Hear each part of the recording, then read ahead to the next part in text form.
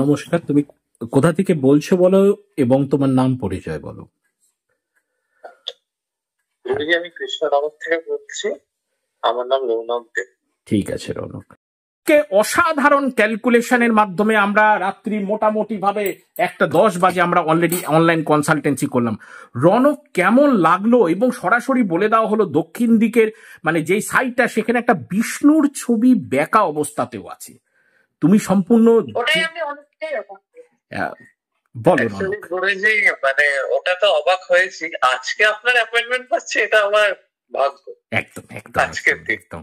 এবং রৌনক আজকে যে কি খাওয়া হলো ভাই মিলে, এবং ভাইয়ের যে একটা চোখে একটা প্রবলেম হচ্ছে আঞ্জনি টাইপের, সেটাও মেনশন করা, মানে কেমন লাগলো এই সমস্ত ঘটনাগুলো, এবং যে ড্রেস পরে আছে এবং বাবা যেই ড্রেস পরে গেছে সেটাও টোটালি মেনশন করে দেওয়া, কেমন লাগলো রৌনক?